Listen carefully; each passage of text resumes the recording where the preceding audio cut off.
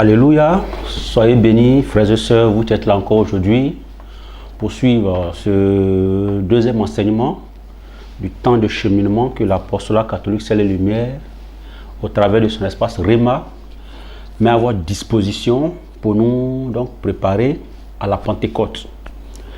Et donc pour ceux qui nous prennent en cours, la dernière fois nous avions parlé de l'épreuve comme étant intrinsèquement liée à l'appel de ceux qui sont appelés à servir Dieu et aussi à la vie de ceux qui plaisent à Dieu selon Siracide, le chapitre 2, le verset 5 qui dit que autant que l'or est éprouvé par le feu, ceux qui plaisent à Dieu sont éprouvés par l'humiliation.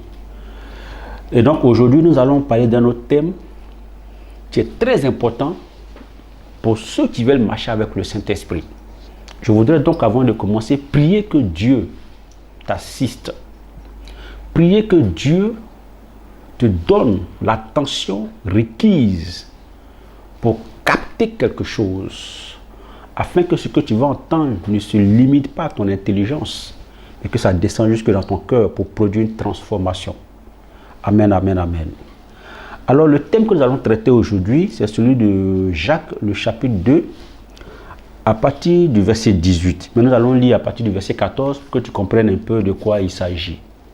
Et je vais t'expliquer quand je vais finir de lire pourquoi dans la préparation à la Pentecôte, nous voulons traiter ce thème. Allons donc dans le livre de Jacques au chapitre 2, à partir du verset 14. Que dit l'écrivain biblique? Il dit ceci. Que sait-il, mes frères, à un homme de dire qu'il a la foi s'il n'a pas les œuvres? Est-ce que cette foi pourra le sauver? Si un frère ou une sœur sont dans la nudité, eux n'ont pas ce qui leur est nécessaire chaque jour de nourriture, et que l'un de vous leur dise, allez en paix, chauffez-vous et vous rassasiez, sans leur donner ce qui est nécessaire à leur corps, à quoi cela sert-il? Il en est de même de la foi. Donc il y a un parallèle qui va faire. Il en est de même de la foi. Si elle n'a pas les œuvres, elle est morte. Dans d'autres versions, on dit elle est vaine. Donc, si elle n'a pas les œuvres, elle est morte en elle-même. Et le verset 18 que nous allons traiter dit ceci. Mais on pourra même dire, tu as la foi et moi j'ai les œuvres. Montre-moi ta foi sans les œuvres, et moi je te montrerai ma foi par mes œuvres. Je prie que Dieu te bénisse pendant que tu vas m'écouter en ce jour par rapport à cet enseignement. Alors, de quoi s'agit-il ici? Et je vais t'expliquer pourquoi, dans le cadre de notre préparation à la Pentecôte, on a voulu également traiter ce thème. Alors, ici, Jacques met en lumière une polémique qui de tout le temps a prospéré dans différentes confessions chrétiennes, différentes configurations de foi. Il y a une configuration qui pense que la foi suffit exclusivement pour accéder à Dieu. Et puis il y a une autre qui pense que la foi doit se manifester par des œuvres concrètes à la suite du Seigneur pour accéder à Dieu. Ce débat, il n'est pas nouveau. C'est un débat qui date d'il y a longtemps. Et même aujourd'hui, de nos jours, il est encore d'actualité. Avant donc de donner la position claire de l'écrivain biblique, on va vous expliquer pourquoi est-ce que nous avons voulu traiter cela dans le cadre de notre cheminement à la Pentecôte. Parce qu'ainsi que je l'avais dit la dernière fois, dans le cheminement à la Pentecôte, les thèmes standards qu'on traite, c'est le Saint-Esprit, c'est la puissance de Dieu, c'est l'onction, c'est les dons, les charismes. Donc, à la limite, ce thème il n'est pas à propos, il n'est pas dans son contexte. Mais si justement, pourquoi? Parce que À la Pentecôte, quand on reçoit l'Esprit, c'est pour servir Dieu. C'est pour manifester notre attachement à Dieu. Ici, l'écrivain biblique va nous dire quel doit être notre type de rapport avec le prochain dans la manifestation de notre foi, dans la manifestation de l'œuvre de Dieu. Et Jacques va clairement donner sa position en posant au préalable ce qu'on pourrait appeler une question rhétorique, c'est-à-dire une question qui n'a pas besoin de réponse parce que la réponse est implicitement contenue dans la question. Au verset 14, il va dire ceci, et suivez avec moi. Il dit, que sait-il, mes frères, à un homme de dire qu'il a la foi s'il n'a pas les œuvres? Est-ce que cette foi peut le sauver? Il est en train de clairement dire, lui, sa position, laquelle position nous partageons, et c'est sur celle-là que je vais te prêcher. Il est en train de dire, dans cette question-là, que la foi doit avoir un lien intrinsèque. La manifestation de la foi doit avoir un lien intrinsèque avec les œuvres. Il va même, dans le verset qui suit, donc le verset 15, donner une illustration. Donc un exemple pour soutenir ce qu'il est en train de dire. Il va donner l'exemple de personnes qui n'ont pas à manger et qui n'ont pas de vêtements. Il posera donc la question suivante.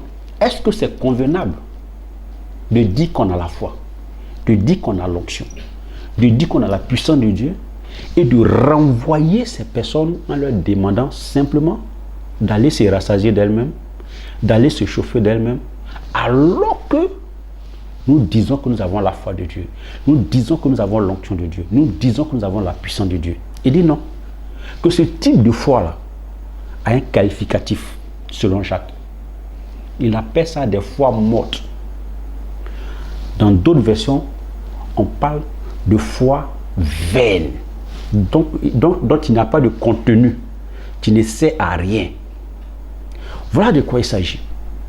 Donc, dans tout l'exposé que je vais faire, dans tout l'enseignement que nous allons vous donner, c'est de vous montrer que quand on dit qu'on a la puissance de Dieu, quand on dit qu'on a reçu l'Esprit, il y a une dimension généreuse, il y a une dimension de partage, il y a une dimension d'assistance pour le prochain qui concrétise cette foi.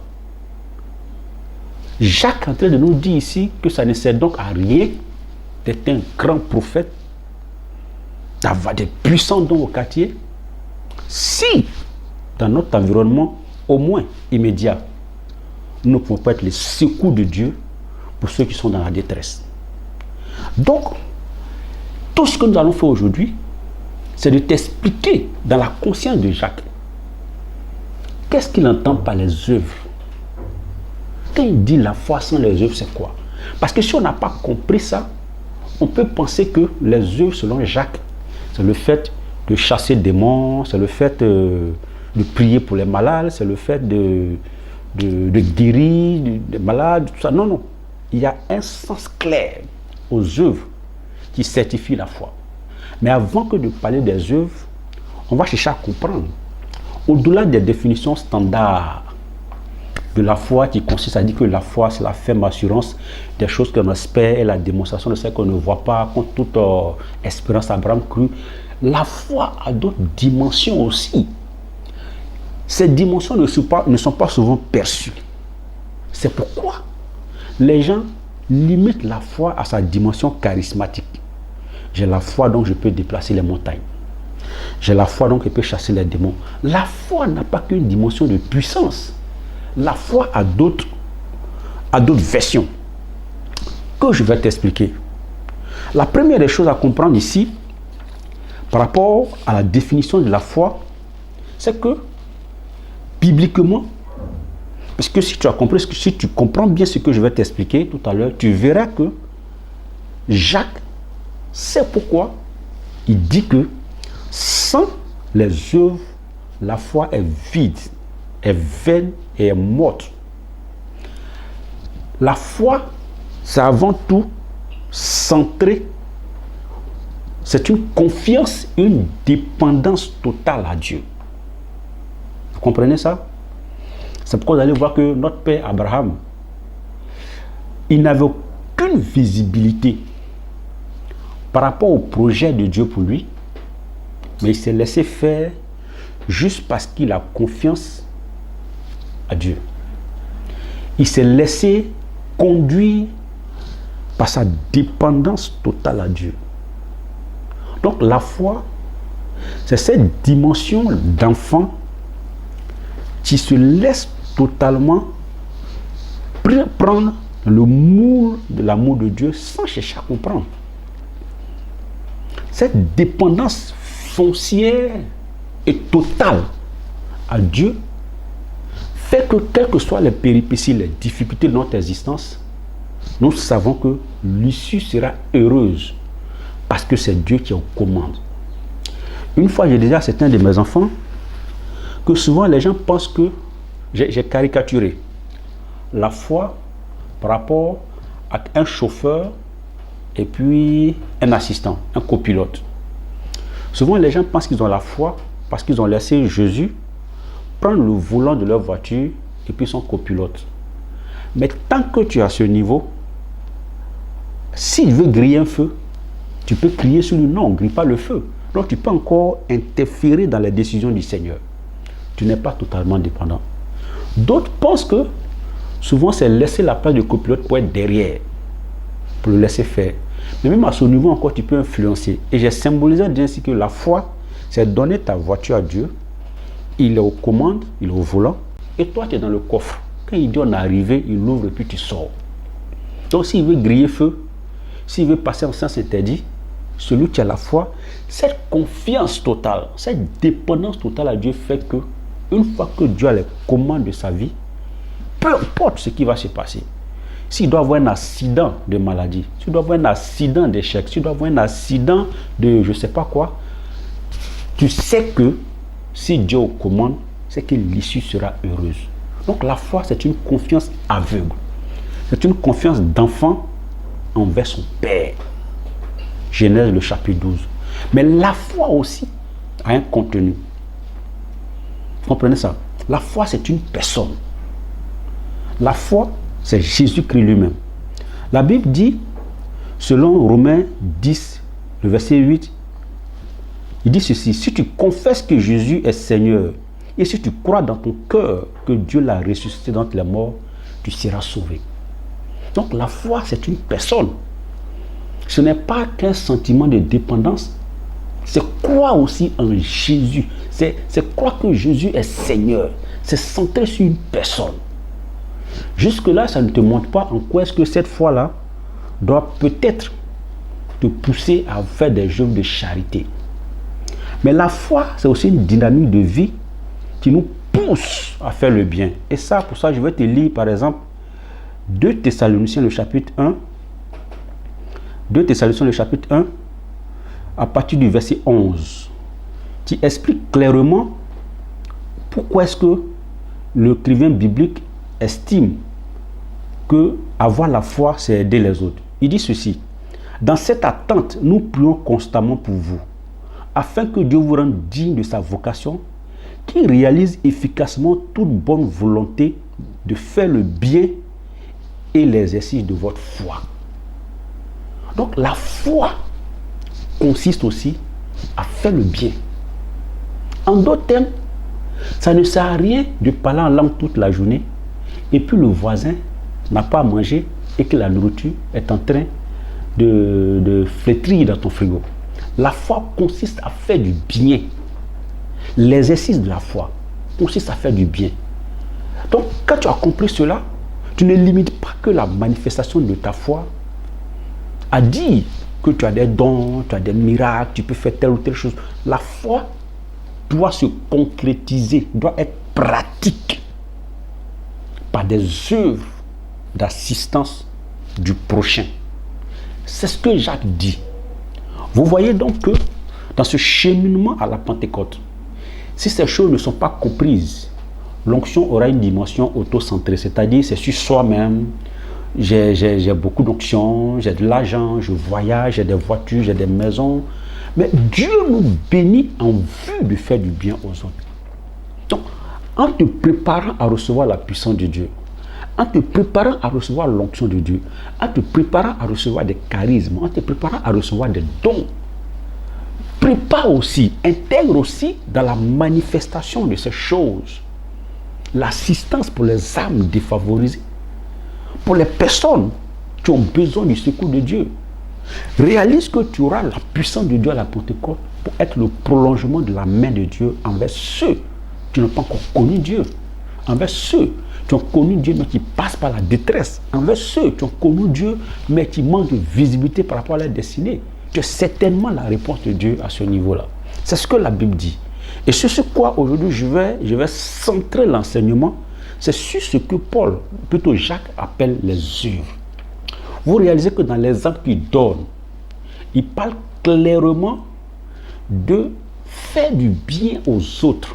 Puisqu'il donne un exemple, il dit, si quelqu'un manque de nourriture ou de vêtements, est-ce que celui qui a la foi va le renvoyer pour que lui-même il aille se débrouiller pour avoir mangé ou pour pouvoir se vêtir?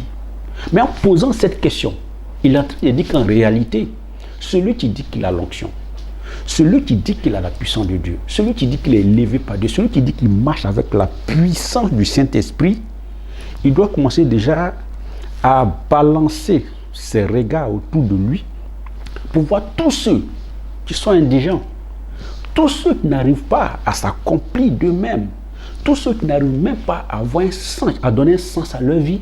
Sa présence dans cet environnement doit représenter le secours de Dieu pour eux. En réalité, par œuvre, Jacques parle d'amour. Par œuvre, Jacques parle d'amour pour le prochain. Vous savez que pour nous les chrétiens, l'amour n'est pas qu'un sentiment. Et c'est sur ça que je vais m'attarder. Parce que nous sommes souvent chrétiens, mais nous ne raisonnons pas en chrétien. Nous sommes phagocytés. Nous sommes, j'allais dire quoi? Nous sommes pris par les idées reçues du monde, au point où nous ne vivons pas pleinement les bénédictions de Dieu, parce que notre vie n'est pas rythmée par les principes de Dieu. Toutes les fois où je prêche sur l'amour, j'explique cela par l'illustration d'un verset qui est très clair. Donc quand Paul parle de faire des œuvres, c'est-à-dire aimer le prochain, vous savez que le Seigneur décrit l'amour comme étant la conclusion, le résumé de la loi et les prophètes. Il dit, tu aimeras ton Seigneur, ton Dieu de tout ton cœur, de toute ton âme et de toutes tes forces. Et il va donner un autre paramètre à l'amour qui dit, tu aimeras ton prochain comme toi-même. Donc, il n'a pas dit d'aimer son prochain dans une mesure vague. Parce que c'est ça le problème. Il dit d'aimer son prochain comme soi-même. Ça, c'est assez fort. Pourquoi? Ça veut dire que celui qui ne s'aime pas ne peut pas aimer. Parce que la mesure de l'amour à donner doit être calquée sur le niveau d'amour qu'on a pour soi. Le Seigneur a dit quelque chose d'assez fort. Donc, on ne peut pas donner de l'amour quand on n'en a pas pour soi-même. Et le niveau d'amour qu'on est prêt à donner doit être calqué sur le niveau d'amour qu'on a pour soi. Qu'est-ce que ça veut dire? Autant je veux être à l'aise dans ma maison, je dois être capable d'aider quelqu'un à être à l'aise dans sa maison, parce que c'est la mesure de l'amour du prochain qui est là. L'amour de Dieu, c'est de tout ton cœur, de toute ton âme, de toutes tes forces. Mais l'amour pour le prochain doit être dans les mêmes proportions que l'amour qu'on a pour soi. Donc, primo, celui qui ne s'aime pas, celui qui n'a pas du goût pour sa vie, ne lui en voulez pas. Il ne peut pas aimer, en tout cas, selon la logique de Dieu. Parce que chez Dieu, on aime son prochain par rapport au niveau d'amour qu'on a pour soi. C'est quelque chose de fort qui peut expliquer souvent certaines blessures intérieures dans la vie des gens, qui peut expliquer pourquoi certaines personnes vivent en autarcie, parce que ces personnes ne s'apprécient pas. Ces personnes pensent qu'elles ont quoi? Le teint, elles n'ont pas le teint qu'elles voudraient, elles n'ont pas la voix qu'elles voudraient, elles n'ont pas les parents qu'elles voudraient. Donc, ces personnes s'auto-déprécient. Une telle personne, en tout cas selon Dieu, ne peut pas aimer son prochain. Parce que la recommandation de Dieu est d'aimer le prochain comme soi-même. Vous voyez ça? Donc, quand on dit qu'on est serviteur de Dieu, quand on dit qu'on a l'onction, quand on dit qu'on a la puissance de Dieu, la mesure d'amour à dégager en termes d'œuvre par rapport à Jacques, ça doit être proportionnel. Ça doit être équivalent, j'allais dire, pas proportionnel. Équivalent au niveau d'amour qu'on a pour soi. Dans quel niveau de confort tu veux vivre? Dans quel niveau d'aisance tu veux être? Quel niveau de bien-être tu veux avoir? Ainsi que tu veux te loger dans un certain confort social, dans un certain bien-être. C'est de la même manière que Dieu veut que tu assistes ton prochain. Ça, c'est un discours qui est difficile. Parce que ça veut dire que quand je suis dans une grosse villa, il faut que j'aide quelqu'un à voir sa villa. Ah, mais il dit d'aimer son prochain comme soi-même. C'est ça. Donc vous voyez que souvent, dans notre affaire de Dieu, nous faisons les choses de manière approximative, mais pas selon Dieu. Mais comme ça nous crée un certain confort moral, nous pensons que nous avons satisfait le cœur de Dieu. Dieu n'a pas dit d'aimer son prochain dans n'importe quelle mesure. Il dit d'aimer son prochain comme soi-même. Donc, de décharger sur le prochain le même poids d'amour qu'on a pour soi. Et donc, je disais tout à l'heure que pour nous, l'amour n'est pas qu'un sentiment. Ce serait réducteur, ce serait méprisant que de limiter l'amour à un sentiment. Et l'exemple que je donne, c'est celui de Jean 3e, Jean chapitre 3, le verset 16e, que tout le monde connaît. Et je prends ce passage parce que c'est simple et c'est trop profond. C'est simple et c'est profond. Une fois que quelqu'un a compris ça, il verra qu'en réalité, il ne peut pas aimer de lui-même. C'est un don de Dieu, donc il faut qu'il demande à Dieu comment faire pour aimer. Ce verset dit quoi?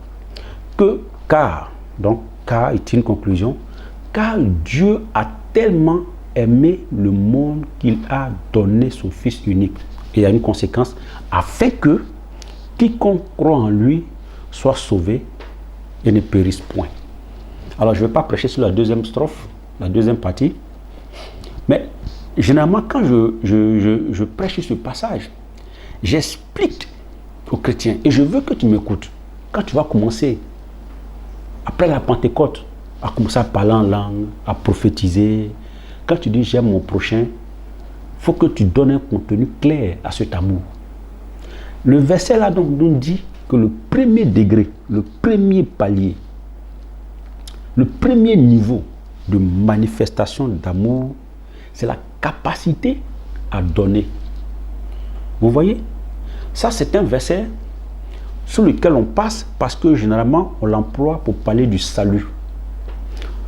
Genre, celui qui aime, plutôt celui qui accepte le sacrifice de Jésus, il ne périt point, mais il aura la vie éternelle. Mais la Bible parle de comment Dieu comprend l'amour.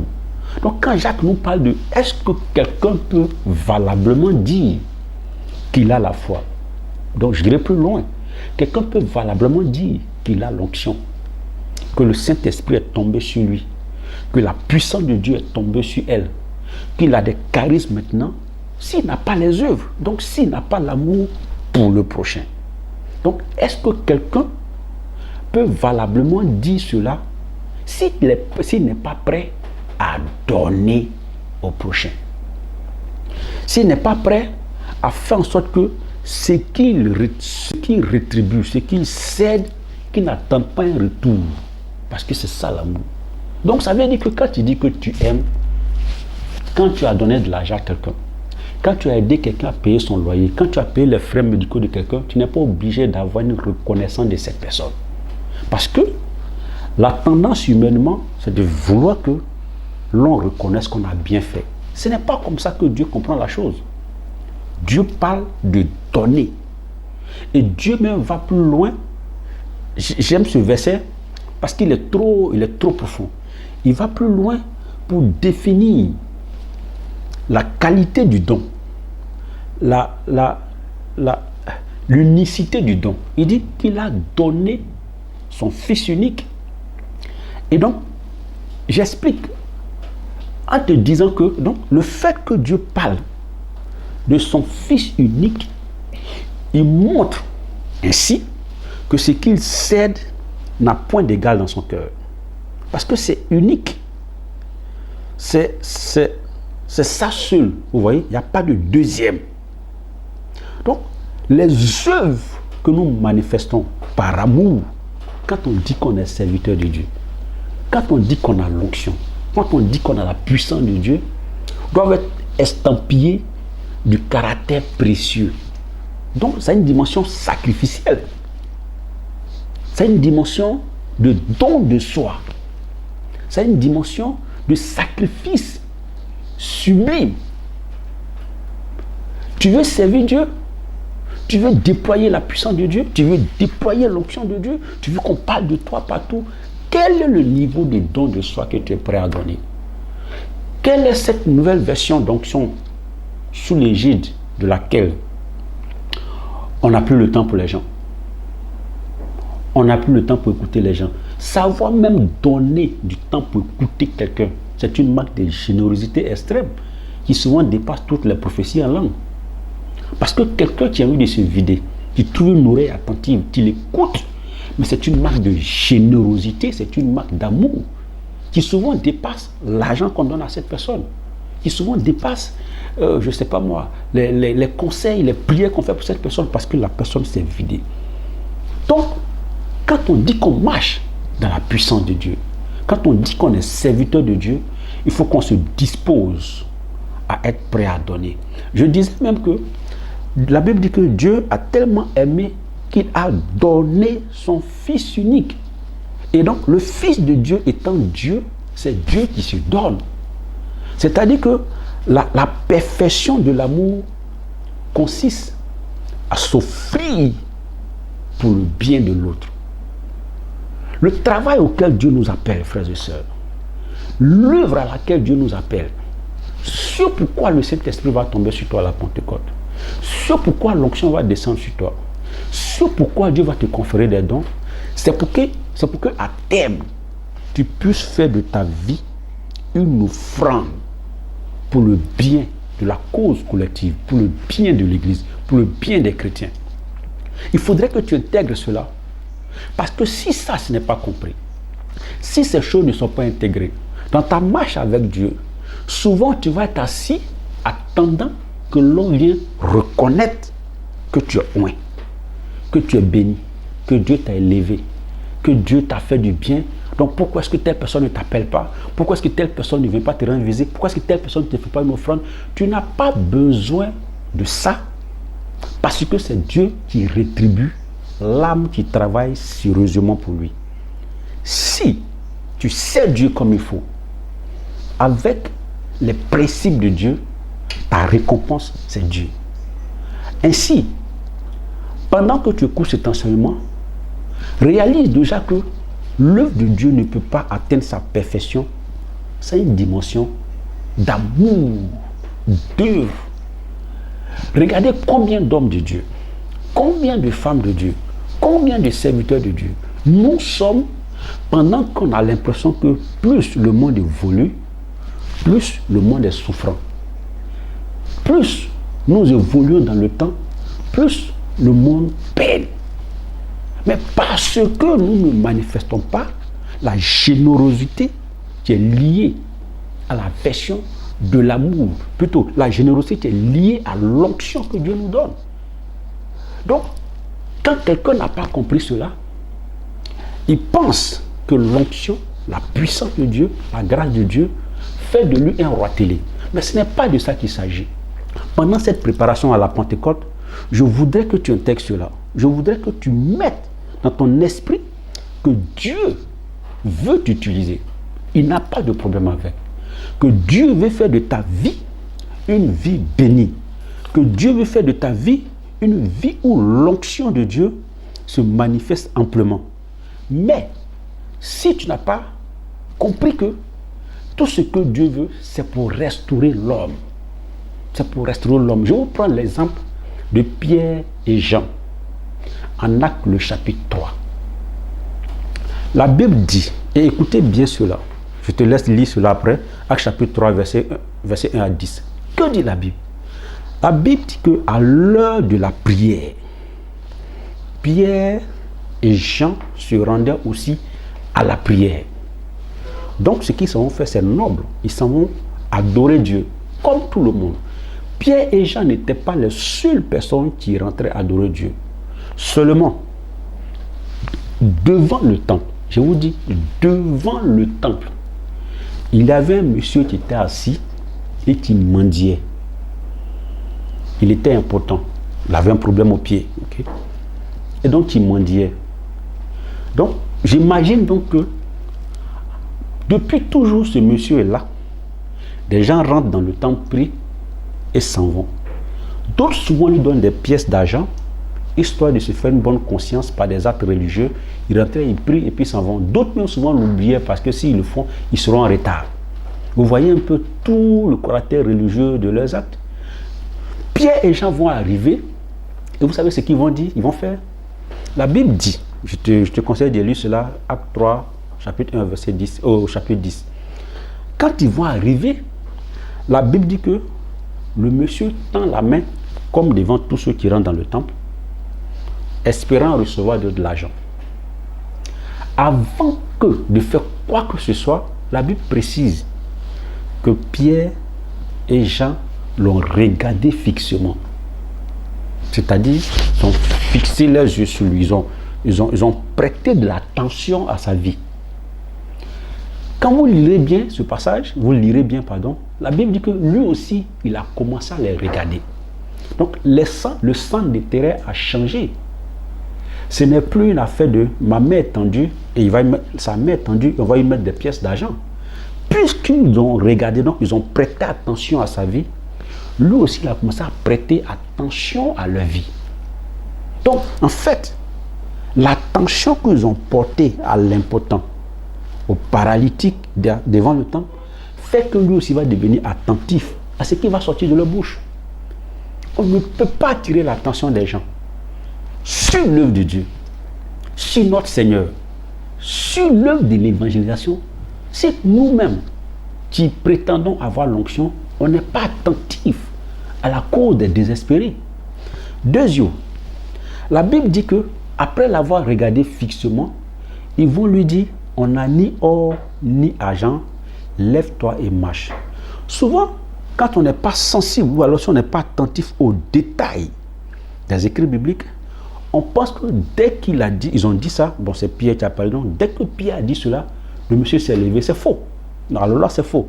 La Bible dit que quand il lui a dit, Pierre, nous n'avons ni or, ni argent, lève-toi et marche, la Bible dit qu'ils l'ont pris par la main. C'est alors qu'il se leva pour marcher. Donc, après la déclaration prophétique, ils lui ont apporté une aide. Est-ce que vous comprenez ça? Ils ont été attentifs à sa vie. Ils ont parlé de la puissance de Dieu et ils l'ont aidé. Voilà l'œuvre dont parle Jacques. Nous allons faire des déclarations prophétiques. Nous allons prophétiser sur les nations. Mais au-delà de cela, sinon en plus, il faut apporter une aide aux gens. Il faut apporter une assistance aux gens. Je suis sûr que dans la conscience de tout le monde, ce monsieur était condamné à la fonction de mendicité devant le temple à vie. Mais la Bible révèle que ce jour-là, il n'a certes pas reçu de l'argent, mais ceux qui étaient dans le temple ont été étonnés de le voir venir dans le temple aussi adorer Dieu. Mais c'est une information éminemment importante. En réalité, nous faisons des actes religieux qui ne poussent pas les gens à entrer dans la présence de Dieu. Parce que ce n'est pas la marque d'œuvre, la marque d'amour qui pousse les gens à venir adorer Dieu. Pendant que ce monsieur pensait qu'il avait besoin d'argent, il avait besoin d'une assistance de oint. Parce que Pierre et Jean venaient fraîchement de sortir de la Pentecôte. Venaient fraîchement de sortir de la chambre haute. Donc ils étaient bombés, blindés d'onction. Donc ils ne sont pas allés se pavaner n'importe comment. Ils partaient à la prière, ils ont regardé ce monsieur, ils l'ont tenu la main pour le mettre debout et ils sont entrés au temple avec lui. Vous savez, quand je prêche ce passage, ce qui me séduit dedans, ça veut dire que pendant qu'on voyait ce monsieur comme un indigent, comme un malade, sa première fois d'entrer au temple, il avait pour compagnie des apôtres. Il avait pour compagnie Pierre et Jean. Donc, il y a des gens qui sont appelés à de grandes choses dans le Seigneur, à être dans les sommets des choses de Dieu, mais parce que nous, les chrétiens, on les limite à la dépendance qui fait que toujours c'est pas nous qui avons une valeur. La Bible dit que si quelqu'un n'a pas à manger, c'est nous, on doit le rassasier. Ne vous souvenez-vous pas que Jésus a dit, donnez-leur vous-même à manger? Ce n'était pas une prophétie, c'était une action généreuse, c'était une version d'ONG. Donnez-leur à manger. C'est ce que le Seigneur a dit. Donc, ici, aujourd'hui, je vais enseigner quelqu'un à comprendre que l'onction n'est rien si cette onction ne sert pas à valoriser l'homme. L'onction n'est rien si cette onction ne permet pas d'aider quelqu'un à rentrer dans la présence de Dieu comme cet impotent, comme ce monsieur. L'onction n'est rien si ça ne donne pas une valeur à l'homme. Nous parlerons de l'onction dans les prochaines éditions. Je vais vous dire ça déjà en préambule. Une onction, quel que soit son éclat, une onction, quelle que soit sa puissance, n'a pas plus de valeur que l'homme. Donc en réalité, l'onction authentique est là pour valoriser l'homme. Ce qui fait que si quelqu'un prie et puis le ciel s'ouvre, si quelqu'un prie et puis il arrête la pluie, si l'homme qui est sur la terre, sous lequel la pluie devait tomber, sa vie n'a pas été davantage rapprochée à Dieu par ça, c'était du bling-bling, c'était un spectacle. L'onction est là pour mener l'homme à être valorisé dans le Seigneur. C'est pourquoi ce monsieur devant le temple, pour sa première fois, est rentré au temple. Vous savez, j'insiste dessus, pourquoi? Parce que l'image est trop forte. Ça veut dire que tout le temps que ce monsieur mendiait, il n'a jamais mis pied dans le temple, mais il était devant. Parce que tous ceux qui étaient là le limitaient à quelques pièces d'argent. Personne ne l'a tenu par la main pour le tenir debout. Pierre et Jean l'ont fait. Mais ils l'ont fait parce qu'ils avaient l'onction, la Pentecôte qu'ils venaient de recevoir. Quelqu'un veut marcher dans la puissance de Dieu. Toi qui m'écoutes, tu veux déployer l'onction de Dieu. Tu veux déployer la puissance de Dieu. Tu veux déployer des signes. N'oublie pas que quand Dieu te confie quelque chose, quand Dieu mène grâce à ta disposition, c'est pour qu'au travers de ta vie, au travers de ton ministère, un homme soit valorisé, une veuve a un sens à sa vie, un orphelin croit en la présence de Dieu, un chômeur réalise que le lendemain est meilleur, un malade croit en l'assistance de Dieu, quelqu'un qui n'a point d'argent sache que sa vie n'est pas finie, quelqu'un qui est chroniquement malade sache que demain Dieu pourra faire quelque chose pour lui. Voici tout le sens de notre vie. Donc notre cœur doit battre au rythme de ce sens de sacrifice pour les hommes. L'onction va descendre sur toi à la Pentecôte, mais si tu n'as pas intégré cela, tu feras l'œuvre de Dieu de manière approximative. C'est quoi? Je prie que déjà, pendant que tu m'écoutes là où tu es, tu te dis, Seigneur, je ne peux pas manifester l'onction pendant que ma famille souffre, pendant qu'il y a des malades dans ma famille, pendant que des gens ne gagnent pas à manger, pendant que des gens peinent, pendant que quelqu'un veut se suicider. Permets que ma vie soit le secours de ta présence pour ces personnes, afin qu'au travers de moi, des âmes soient gagnées puissamment pour le royaume des cieux. Que Dieu te bénisse là où tu te trouves, que l'onction de Dieu t'accompagne, et sache que une fois, donc une onction, une puissance, un don quelconque, si elle n'est pas suivie d'œuvre, si elle n'est pas suivie de générosité, si elle n'est pas marquée par l'amour, selon Jacques, elle est formelle, est vaine ou morte. Que Dieu te bénisse au nom de Jésus. Amen.